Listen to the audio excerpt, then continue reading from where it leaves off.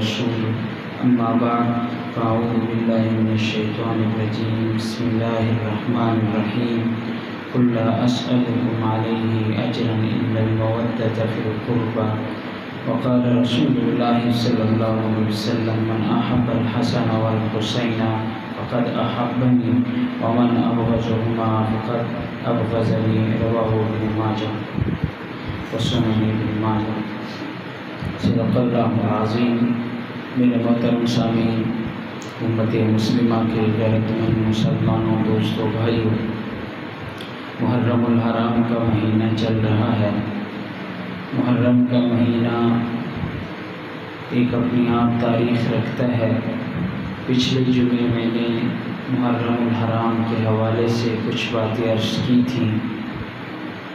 آج محرم الحرام میں نواسۂ رسول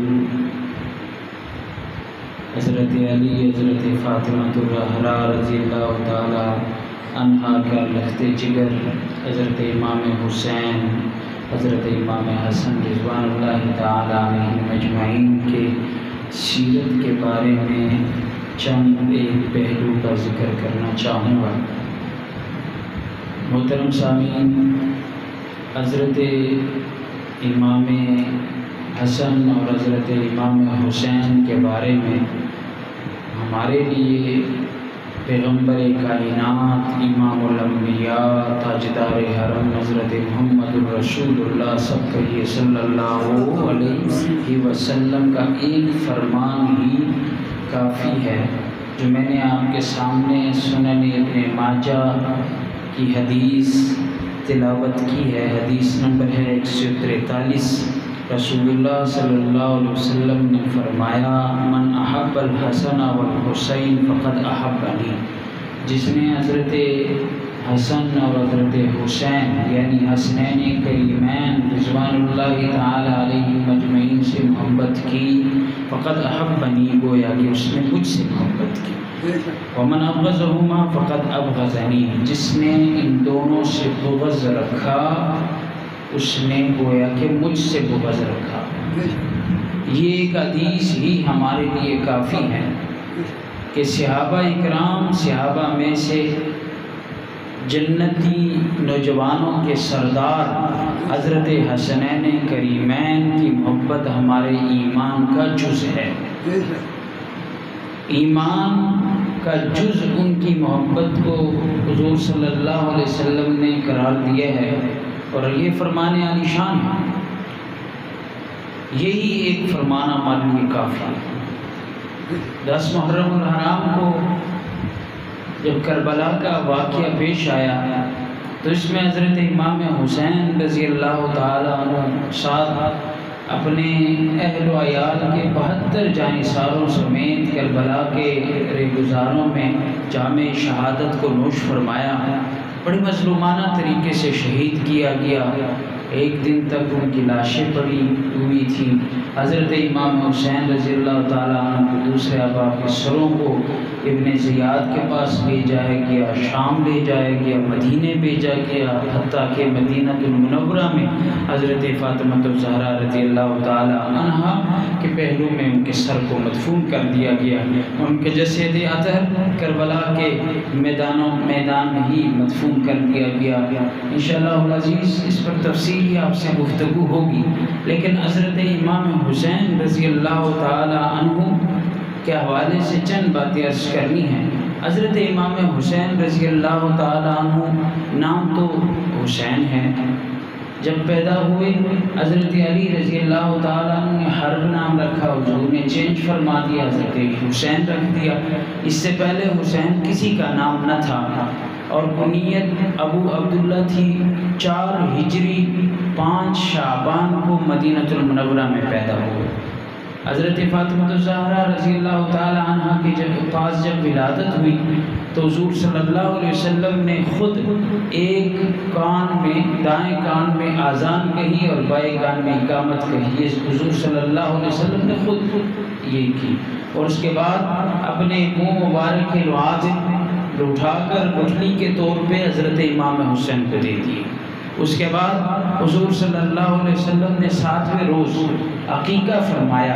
جب پیدا ہوتا ہے بچہ تو بچے کی پیدائش کے بعد 7ویں روز عقیقہ کرنا سنت ہوتا ہے۔ ایک روایت میں یہ ہے کہ 2 بکروں کو ذبح کیا گیا، اور ایک روایت میں یہ ہے کہ 1 بکرے کو ذبح کیا گیا۔ اس سے مسئلہ معلوم ہوا کہ جب کوئی بچہ پیدا ہوتا ہے اور والدین میں سے اتنی وہ استطاعت نہیں رکھتے، بچے کے 2 بکرے ہوا کرتے ہیں، اگر 2 بکرے کوئی ذبح نہیں کر سکتا، 1 بھی بکرا ذبح کر دے تب بھی وہ سنت ادا ہو جائے گی۔ اس کے بعد حضور صلی اللہ علیہ وسلم کے زمانے میں پرورش پائی، آپ کا حلیہ مبارک درمیانہ قد تھا۔ حضرت امام حسین رضی اللہ تعالیٰ درمیانہ قد کے تھے، کشادہ سینے والے اور مضبوط ہڈیوں والے، جسامت والے تھے، رنگ سرخ تھا، سرخی اور مائل سفیدی کی طرف تھے، اور حضور صلی اللہ علیہ وسلم کے جسم کے مشابہ ان کا جسم تھا۔ یہاں تک کہ صحابہ اکرام فرمایا کرتے تھے کہ جب حضور کے وصال فرما جانے کے بعد ہمیں حضور کی یاد ستاتی تو حضرت حسنین کریمین کو ہم دیکھتے۔ حضرت حسن حضور صلی اللہ علیہ وسلم کے سینے تک مشابہ تھے، اور حضرت امام حسین سینے سے لے کر نیچے تک حضرت حضور صلی اللہ علیہ وسلم کے مشابہ تھے۔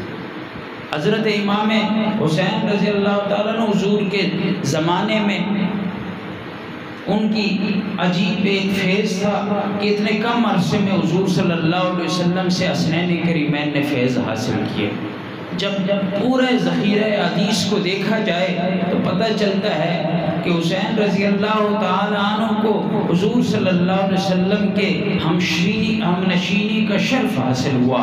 حضرت امام حسین رضی اللہ تعالیٰ عنہ وہ ہیں جو حضور صلی اللہ علیہ وسلم کے گود میں بیٹھے ہوئے شرف حاصل کیا، اور کبھی امام حسین رضی اللہ تعالیٰ عنہ کو ہم دیکھتے ہیں کہ حضور صلی اللہ علیہ وسلم کے ساتھ منبر رسول پہ ہوتے تھے، اور کبھی حضور صلی اللہ علیہ وسلم کے ساتھ مدینے کے گلیوں میں معصومانہ طریقے سے کھیلتے ہوئے حضور صلی اللہ علیہ وسلم ساتھ لگے ہوتے تھے، اور کبھی امام حسین حضور صلی اللہ علیہ وسلم کے قدمین مبارک پر اپنے پاؤں کو رکھ کر کھڑے ہوتے تھے، اور کبھی امام حسین رضی اللہ تعالیٰ عنہ کو حضور صلی اللہ علیہ وسلم کندھوں پہ اٹھایا کرتے تھے، اور کبھی امام حسین رضی اللہ تعالیٰ عنہ حضور صلی اللہ علیہ وسلم کے ساتھ سفر میں ہوا کرتے تھے، اور کبھی امام حسین رضی اللہ تعالیٰ عنہ حضور صلی اللہ علیہ وسلم کے ساتھ مسجد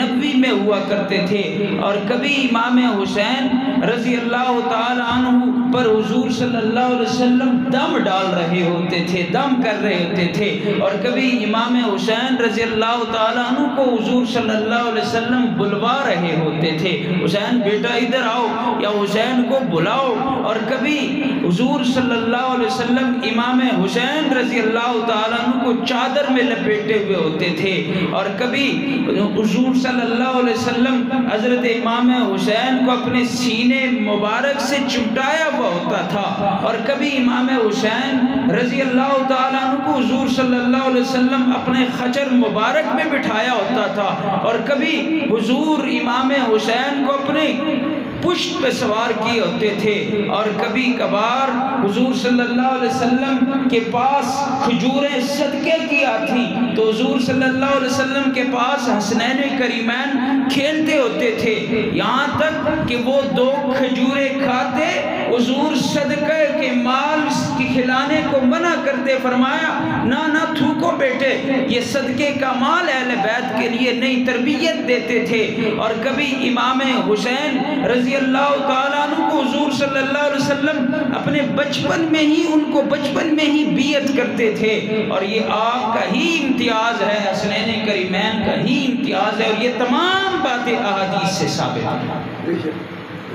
حضرت امام حسین رضی اللہ تعالیٰ عنہ حضرت ابوبکر صدیق رضی اللہ تعالیٰ عنہ کے دور میں بڑے ان کے ساتھ محبت کے رشتے تھے صحابہ کرام کے۔ حضرت ابوبکر صدیق رضی اللہ تعالیٰ عنہ کے دور میں عہد صدیقی میں حضرت خالد بن ولید نے مقام ہیرا کو فتح کیا. جب فتح کیا بڑا مال غنیمت کا سامان بھجوا دیا، اور اس میں تیلسان ایک چادر تھی جس کی قیمت 1000 درہم ہوا کرتی تھی. جب آپ کے پاس وہ چادر پہنچی، فرمایا یہ چادر اگر شایان شان ہے تو امام حسین کی ہے، تو امام حسین کی خدمت میں پیش کریں. یہ عہد فاروقی میں حضرت ابوبکر صدیق رضی اللہ تعالیٰ عنہ محبت امام حسین کے ساتھ تھی، اور حضرت عمر رضی اللہ تعالیٰ عنہ کے دور میں عہد فاروقی میں حضرت عمر اکثر فرمایا کرتے تھے، بیٹے حسین آپ کے آنے سے رونق لگ جاتی ہے، ہمارے دربار میں ہمارے ہاں آیا کرو. ایک مرتبہ حضرت عمر فاروق رضی اللہ تعالیٰ عنہ حضرت معاویہ رضی اللہ تعالیٰ عنہ کے ساتھ تنہائی میں بیٹھے ہوئے تھے. صاحبزادہ حضرت عبداللہ بن عمر حضرت عمر فاروق رضی اللہ تعالیٰ عنہ کے بیٹے آئے، ان کو اجازت نہ ملی. حسین آئے، امام حسین نے دیکھا جب صاحبزادے کو اجازت نہ ملی تو مجھے بھی اجازت نہیں ملے گی، سیدھے چلے گئے. جب دوسرے دن ملاقات ہوئی تو فرمایا آپ آتے نہیں ہمارے پاس. حضرت عمر نے فرمایا جواب ملا آیا تھا لیکن آپ مصروف تھے، اور عبداللہ بن عمر کو بھی اجازت نہ ملی، میں نے سوچا آپ مصروف ہوں گے، میں بھی چلا گیا. فرمایا نا بیٹے آپ کی بات کچھ اور ہے، آپ کی بات میرے صاحبزادے جیسے نہیں، آپ آتے تو اجازت ملتی، آپ کو کیوں نہیں اجازت ملتی؟ آج جو ہمارے سروں پر خلافت کی تاج ہے وہ آپ کی برکت کی وجہ سے ہے، آپ نے عزت دی، آپ کی عزت کی وجہ سے ہے. تو حضرت عمر رضی اللہ تعالیٰ عنہ کی بڑی قدر فرمایا کرتے تھے. اور اسی طرح حضرت عثمان رضی اللہ تعالیٰ عنہ کے دور میں ان کی بھی بڑی محبت تھی. ایک مرتبہ حضرت عثمان رضی اللہ تعالیٰ نے احرام باندھا، حضرت امام حسین بھی ساتھ تھے، حضرت عبداللہ بن جعفر رضی اللہ تعالیٰ بھی ساتھ تھے، عمرے کے لیے تشریف لے جا رہے ہیں. اور جب وہاں سے نکلے تو السقیہ ایک مقام تھا، وہاں پہ حضرت امام حسین بیمار ہو گئے.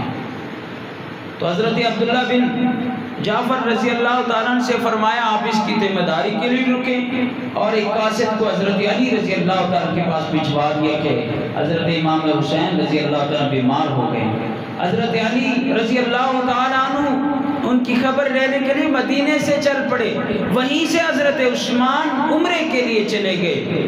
عمرہ کر کے واپس آئے، حضرت علی کرم اللہ وجہہ بھی وہیں پہ پہنچے، اور انہوں نے سب سے پہلے کام یہ کیا کہ حضرت امام حسین بیمار ہیں، انہوں نے ایک دم دیا، بکری کو ذبح کیا، اس کے بعد سر منڈوا دیا، احرام سے نکلوا دیا. ادھر واپسی پہ حضرت عثمان رضی اللہ تعالیٰ عنہ بھی آ گئے. حضرت عثمان رضی اللہ تعالیٰ عنہ کی بات دل پہ لکھنے والی ہے. محترم سامعین، انہوں نے حضرت علی سے کہا میں نے قاصد تو آپ کے پاس بھجوا دیا، حضرت عبداللہ بن جعفر کو ان کے پاس رکھوا دیا خدمت کے لیے، میں بھی نہیں جا رہا تھا عمرے کے لیے، لیکن اس امام حسین نے اللہ کی قسم دے کے مجھے کہا تجھے رب کی قسم تو جا عمرہ کر کے آ. اس وجہ سے ان کی بات کو نہ ٹال سکا، میں چلا گیا تھا. اور اسی طرح حضرت علی رضی اللہ تعالیٰ عنہ کے دور میں حضرت امام حسین رضی اللہ تعالیٰ 31 سال کے تھے جب حضرت علی رضی اللہ تعالیٰ عنہ مسند خلافت پہ فائز ہوئے. 5 سال آپ کے ساتھ کوفہ چلے گئے، اور 5 سال کے بعد اب 36 سال کے تھے، حضرت علی کرم اللہ وجہہ کو شہید کر دیا گیا. اس کے بعد اب مدینے تشریف لے آئے، مدینے آ گئے اور مدینے میں ہی رہنے لگے. اور حضرت معاویہ رضی اللہ تعالیٰ عنہ کے ساتھ بڑی پیار اور محبت والا رشتہ تھا، یہاں تک کہ بڑے حضرت معاویہ کے دربار میں جایا کرتے تھے. حسنین کریمین رضوان اللہ تعالیٰ علیہ مجمعین. روایات میں یہ بات آتی ہے کہ 2 لاکھ دراہم ہدیے کے طور پہ حضرت معاویہ رضی اللہ تعالیٰ حسنین کریمین کی خدمت پہ پیش کیے کرتے تھے. اور یہ صحابہ اکرام کے ساتھ ان کا رشتہ تھا، یہاں تک کہ 56 سال کی عمر میں 61 ہجری جب حضرت معاویہ رضی اللہ عنہ 60 ہجری میں جب حضرت معاویہ رضی اللہ عنہ کا انتقال ہوا، اس کے بعد انہوں نے یزید کی بیعت سے انکار کر دیا اور اس کے بعد کربلا کی طرف چلے گئے، جام شہادت نوش فرمایا۔ تو میں یہاں پہ ایک دو باتیں عرض کرنا چاہوں گا، انشاءاللہ واقعہ کربلا کسی وقت عرض کروں گا۔ ایک بات تو یہ عرض کرنی ہے کہ فتنے اور فسادات کا دور ہے، اہل سنت والجماعت صراط مستقیم کا راستہ یہ چنتا ہے کہ جس طرح صحابہ اکرام کی محبت ہمارے ایمان کا جز ہے، اسی طرح اہل بیت کی محبت بھی ایمان کا جز ہے۔ صحابہ اکرام ہمارے ایمان کا حصہ، اہل بیت بھی ہمارے ایمان کا حصہ۔ انسان کی دو آنکھیں، ایک آنکھ نہ ہو تو ادھورا ہو جاتا ہے، دونوں نہ ہو تو بالکل اندھا ہو جاتا ہے۔ تو یوں ہی سمجھے ایک آنکھ صحابہ اکرام ہے مسلمان کا، دوسرا آنکھ اہل بیت ہے۔ اگر اس پرفتن اور فسادات اور فرقہ وارانہ دور میں اللہ نہ کرے کوئی بھی انسان صحابہ اکرام پر تبرہ بازی کرے، حضرت معاویہ رضی اللہ تعالی عنہ پر تبرہ بازی کرے، حضرت ابوبکر صدیق رضی اللہ تعالی عنہ پر تبرہ بازی کرے، حضرت عمر فاروق رضی اللہ تعالی عنہ پر تبرہ بازی کرے، حضرت عثمان غنی رضی اللہ تعالی عنہ پر تبرہ بازی کرے، اور حضرت علی کرم اللہ وجہہ پر تبرہ بازی کرے، جملہ صحابہ اکرام میں سے کسی پر بھی تبرہ بازی کرے تو اس کا ایمان ضائع ہو جاتا ہے۔ اللہ نہ کرے کوئی انسان اہل بیت میں سے کسی پر تبرہ بازی کرے تو اس کا ایمان ضائع ہو جاتا ہے۔ آج فرقہ واریت والا دور ہے، بعض لوگ صحابہ کی محبت میں آ کے اہل بیت کی گستاخی کر جاتے ہیں، اور بعض لوگ اہل بیت کی محبت میں آ کر صحابہ اکرام پر تبرہ بازی کر جاتے ہیں، ایمان سے خارج ہو جاتے ہیں۔ آج ہم نے اس چیز کا خیال رکھنا ہے۔ حضور نے صحابہ کے بارے میں بھی فرمایا نا، اصحابی کالنجوم فبأیہ اقتدیتم اہتدیتم، میرے صحابہ لوگوں ستاروں کے مانند ہے، جس کسی کے پیچھے چلو گے اتباع کرو گے ہدایت یافتہ ہو جاؤ گے۔ اہل بیت کے بارے میں بھی فرمایا کہ ان کی مثال مثل سفینۃ نوح من رکب فیہا نجا ومن تخلف عنہا ہلک، فرمایا جس طرح نوح علیہ السلام کے دور میں سیلاب آیا تھا، اس سیلاب سے بچنے کے لیے حضرت نوح علیہ السلام کی کشتی میں بعض لوگ سوار ہوئے تھے، جو سوار ہوئے تھے وہ بچ گئے، جو پیچھے رہ گئے وہ ہلاک ہو گئے۔ فرمایا میرے اہل بیت کی مثال بھی اس نوح علیہ السلام کی کشتی جیسی ہے۔ جس کسی نے میرے اہل بیت سے تعلق کو، محبت کے رشتے کو، تعلق کو مضبوط رکھا فسادات کے دور میں، فرمایا اس کا ایمان محفوظ ہوا، نہیں تو اس کا ایمان بگڑ گیا، خراب ہو گیا، فساد والا ہو گیا۔ آج محرم الحرام میں پتہ نہیں کیا سے کیا رواجات چل پڑے ہیں۔ محرم میں 10 محرم الحرام کو صرف 3 کام ہے، صرف 3 کام ہے۔ میں حدیث کے روح سے بتا رہا ہوں، میں واقعات نہیں بتا رہا، نہ سنا رہا ہوں۔ میری ہر بات کا میں خود ذمہ دار ہوتا ہوں، اور آپ لوگ بھی بالکل حوالہ پوچھ سکتے ہیں ان باتوں کا۔ فرمایا پہلا کام 10 محرم الحرام کو حضرت موسیٰ علیہ السلام کی قوم کو اللہ نے بچایا تھا، ان کے رجوع کو قبول فرمایا تھا، فرعون کو غرق کر دیا تھا۔ جب اس قوم کے رجوع کو اللہ قبول فرماتا ہے، توبے کو اللہ قبول فرماتا ہے، ہمیں بھی اس 10 محرم الحرام کو توبہ کرنا چاہیے، اللہ کی طرف مراجعت کرنی چاہیے، اللہ سے مانگنا چاہیے، ایک کام۔ دوسرا کام 10 محرم الحرام کو روزہ رکھنے کا اہتمام کرنا چاہیے۔ لوگ روزہ رکھ رہے تھے، حضور نے پوچھا روزہ کیوں رکھ رہے ہوئے؟ جی ہمیں اس دن فرعون سے نجات ملی تھی۔ فرمایا حضرت موسیٰ علیہ السلام تو ہمارے ہیں، امت کو ارشاد ہوا 2 روزے رکھا کرو۔ کیوں؟ یا رسول اللہ ایک ہی روزہ ہے 10 محرم الحرام کا، 2 کیوں؟ فرمایا مشابہت سے اپنے آپ کو بچاؤ، 10 محرم الحرام کے روزے کے ساتھ 9واں یا 11واں روزہ ملا دو، 2 روزے ہو جائیں گے اور ایک گزشتہ سال کے گناہ معاف ہو جائیں گے۔ آج بولے بالے ہمارے سنی کہتے سبیلے لاؤ لگاؤ، اور جی پیسے دو ایسی شربت لانا ہے، سبیل لانی ہے، کسی نو پانی پلانا ثواب دا کام ہے۔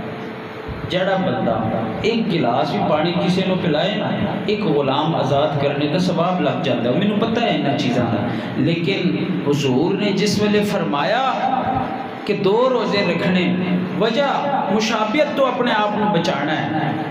اہل سنت والجماعت کا بھی مسئلہ کیا ہی ہے کہ کالے کپڑے نہ پاؤ، لوگ اس عقیدے نال پاندے کہ غم دا مہینہ ہے۔ اسی کہنے ہیں شہادت ایک بہت بڑا مرتبہ ہے، اللہ تعالیٰ نے اہل بیت مستفائز کیتا، اسی کالے کپڑے غم واسطے نہیں پاندے، لہٰذا اہل سنت والجماعت علماء کرام فرماندے غیرہ دی مشابہت دی وجہ تو محرم وچ کالے کپڑے نہیں پانے چاہیے۔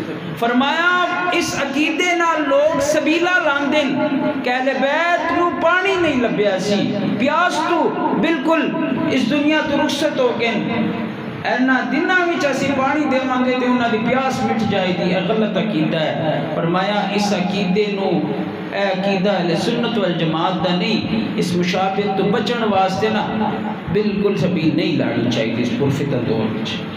فرمایا پھر کی کرنا چاہیے؟ تیسرا کام دسن لگے ہیں۔